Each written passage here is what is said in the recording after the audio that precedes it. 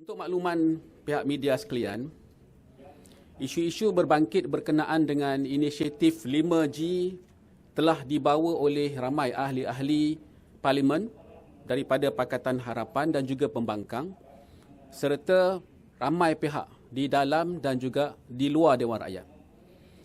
Dan ternyata isu kecelaruan, keraguan dan kecurigaan berkenaan dengan aspek tata kelola atau tadbir urus, teknikal dan keuangan berkenaan dengan inisiatif 5G ini semakin ketara dan menuntut agar pihak yang terlibat bersikap lebih telus, terbuka dan juga cermat.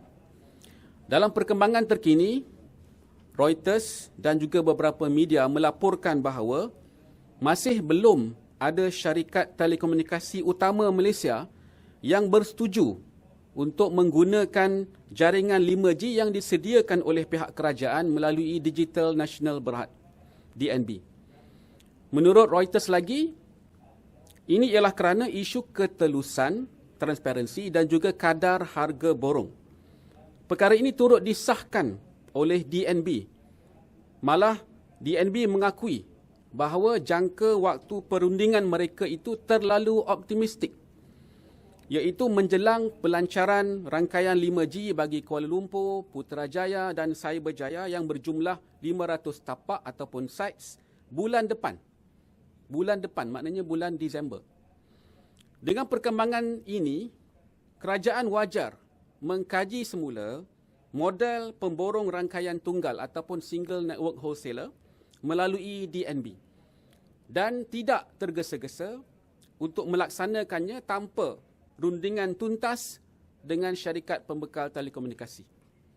Perkara ini telah dibawa khususnya atas pertimbangan fakta bahawa kegagalan pelaksanaan 5G melalui model yang sama oleh negara-negara lain seperti di Kenya, ya, dan di negara-negara yang lain juga, terutama Afrika Selatan.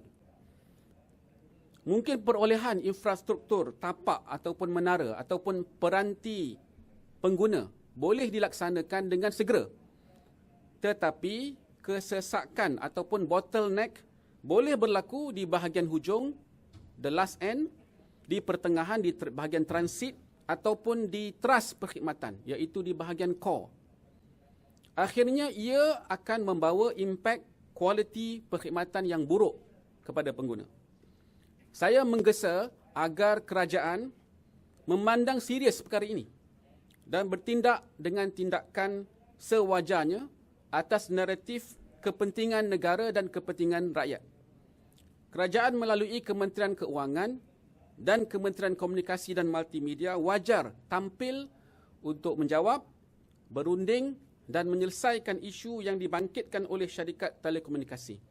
Ini kerana inisiatif 5G ini dianggap tunjang utama kepada rangka tindakan My Digital supaya negara tidak ketinggalan serta rakyat mendapat nikmat daripada faedah ekonomi dan juga perkhidmatannya.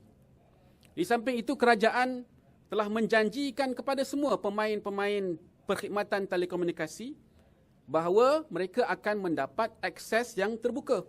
Mereka akan mendapat akses yang adil dan setara dalam mendapatkan perkhidmatan 5G secara borong. Persoalannya, apakah benar Suruhanjaya Komunikasi dan Multimedia SKMM boleh mengawal selia kadar harga borong yang ditawarkan oleh DNB pada tahap yang munasabah dan menetapkan syarat lesen DNB berkaitan dengan kos capaian? Bukankah SKMM ada kuasa di bawah Akta Komunikasi dan Multimedia 1998 untuk menetapkan harga borong secara mandatory melalui standard mandatory mengenai harga akses? Saya tak nampak apa-apa kenyataan ataupun komen, pandangan yang diberikan oleh pihak kerajaan maupun SKMM berkenaan dengan perkara ini.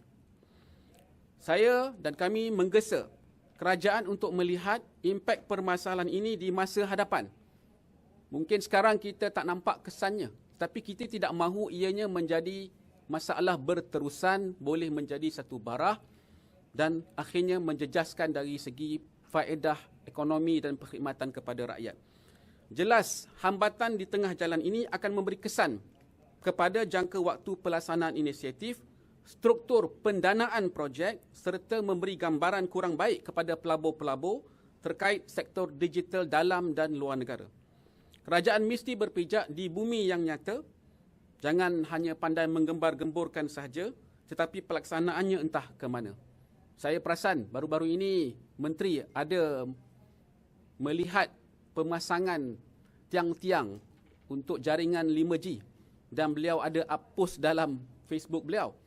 Tetapi hakikatnya ini yang sedang berlaku sekarang bahawa syarikat-syarikat telekomunikasi sebenarnya menolak isu ketelusan, menolak harga borong yang mereka terpaksa keluarkan untuk membayar.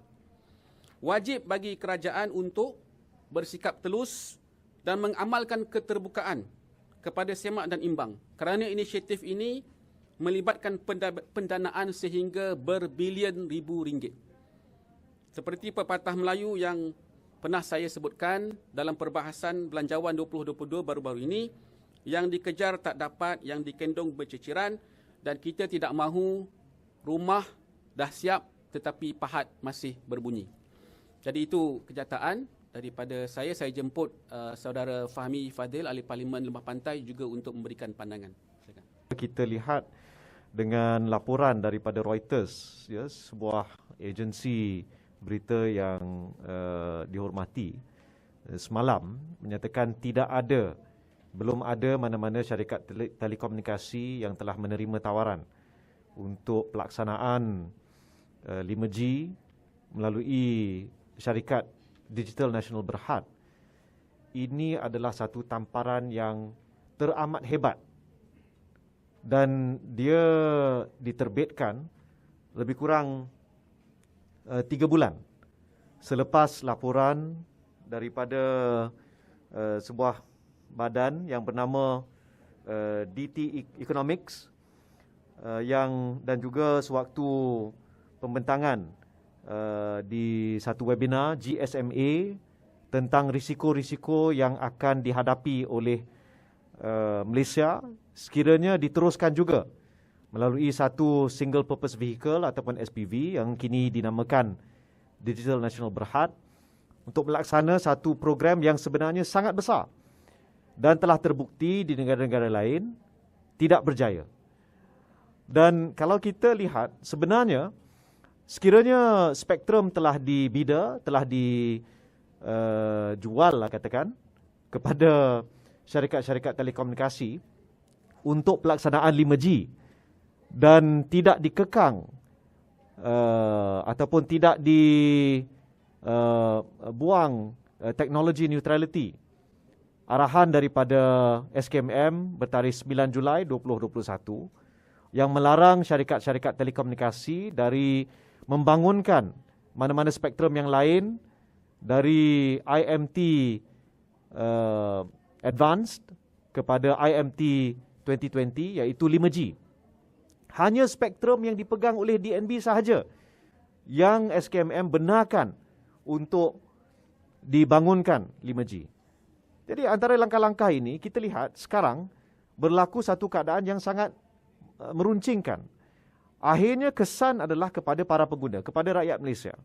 Dalam banyak perbahasan ahli-ahli parlimen ada disentuh tentang bagaimana DNB ini, hutang-hutang yang dipikul akan menjadi satu bentuk contingent liability.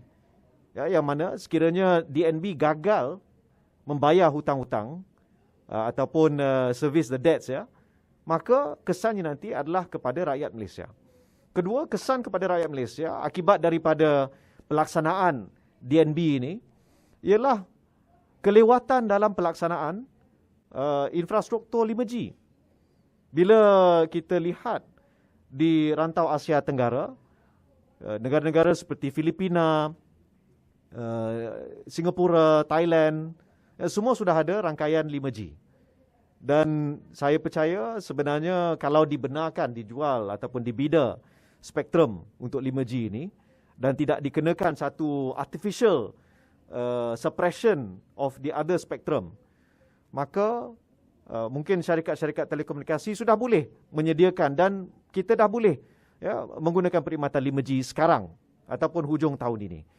Malangnya, seperti yang kita baca dalam laporan media Reuters semalam, kemungkinan besar hanya dalam suku pertama ataupun awal suku kedua tahun depan satu perjanjian mungkin dimeterai.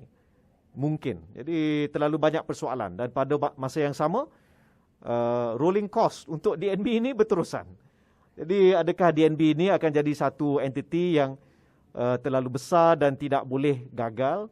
Maka persoalan asas yang perlu dijawab di Dewan Rakyat ialah siapa sebenarnya yang menerima manfaat daripada pelaksanaan melalui DNB ini. Ini yang kita nak tahu. Namakan mereka yang mempunyai interest dalam pelaksanaan cara yang begitu ramai mengatakan tidak setuju ni. Jadi akhir sekali semalam dalam pukul 9 malam Menteri Komunikasi dan Multimedia ada tweet dia menunjukkan bagaimana kelajuan 5G mencapai 1,000 Mbps ataupun 1 gigabit per second. Dan beliau mengatakan, kini kita boleh dengan kelajuan ini menonton YouTube pada tahap 1080. Dia punya quality of the video is going to be so good dan tidak ada interruption Tapi ramai yang telah menyergah dan mentertawakan kenyataan Menteri Komunikasi bila masa ia seperti mengupas kacang dengan menggunakan tukul besi. Kita nak kupas kacang, kita guna tangan je. Nak tengok video, sebenarnya tak perlu 1 gigabit per second. Tak perlu pun 5G. Ramai yang mengatakan fiber 300 Mbps pun dah boleh tengok. Kualiti lebih tinggi dari itu. Jadi saya pohon Menteri Komunikasi, berhati-hatilah dengan mereka yang menasihati anda. Saya rasa better to have more deeper engagement dengan the industry itself. Dan dari situ saya harap Yang Berhormat Menteri akan pertimbang bincang dengan Yang Berhormat Menteri Keuangan, batalkan monopoli 5G oleh DNB ini dan kita buat sama seperti yang pernah dilakukan sebelum ini. Sekian, terima kasih.